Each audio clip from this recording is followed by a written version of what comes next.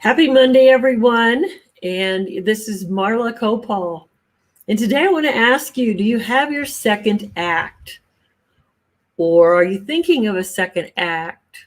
Or are you saying, what the heck is a second act? Well, let's talk about it. I was in a great 3-day webinar this weekend that is helping me continue to grow my business and grow my skills.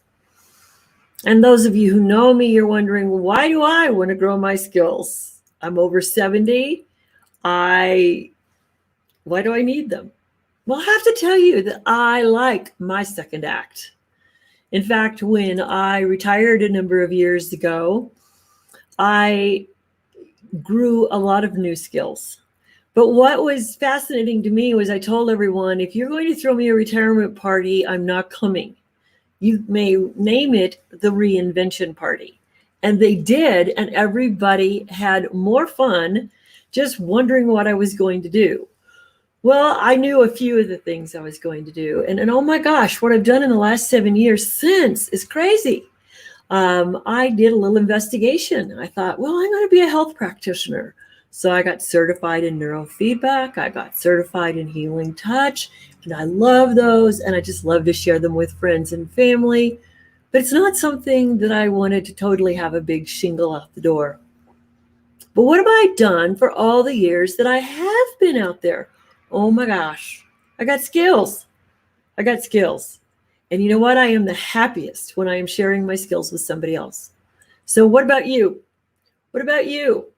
Do you have this big R word sticking out there in front of you? You're telling yourself that you're going to retire and that you're going to take care of the grandkids and you're going to sit in a recliner and you're going to travel. The effort that you're putting out into those are not the same effort you made when you made decisions on an hourly basis, a half-hour basis, a 10-minute business, when you handled emergencies, when you had to come in and you had to resolve relationship issues with your work team or your workforce. You know, you did not get through your life hiding under your desk. You've got skills.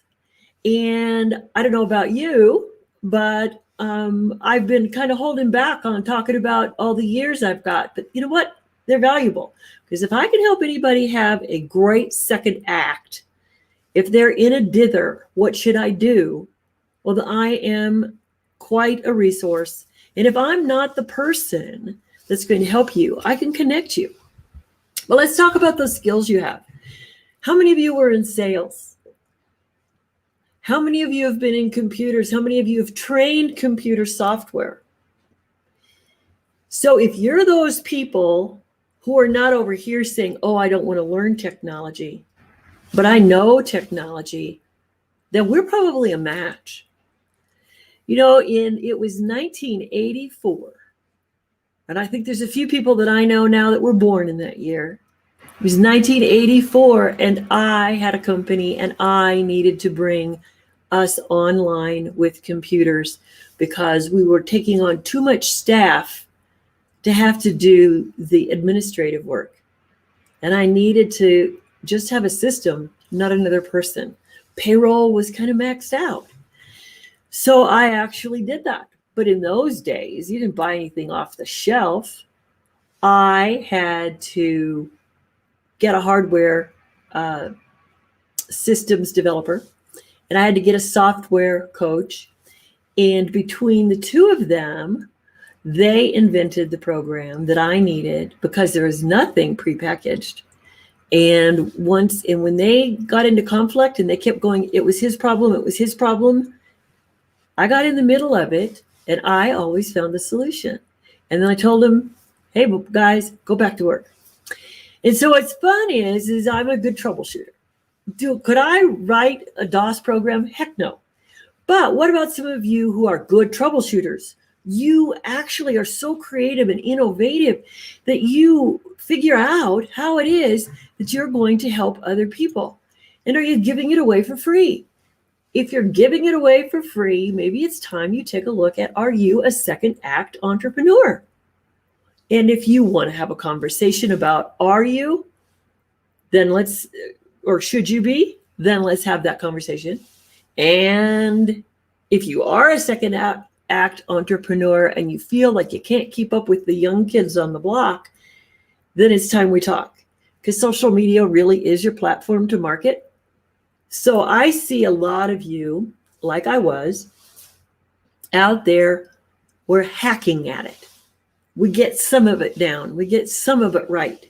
But actually, it's a huge culture, just like if you walked into any corporation, you've got to understand the culture of social media. And all of you who've transitioned from job to job and profession to profession, you know what I mean by about getting your culture on.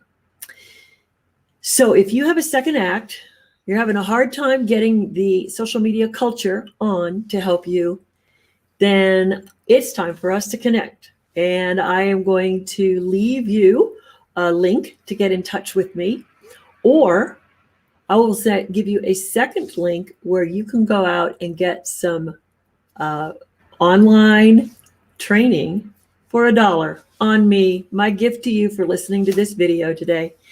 And I want you to see what you really understand about posting for profits and what it is that you might need to do to make your second act the best act ever. So if you're up for a second act, you want it to be your best act, then it's time for us to chat. Marla Copal, everyone. Have a great day. Bye-bye.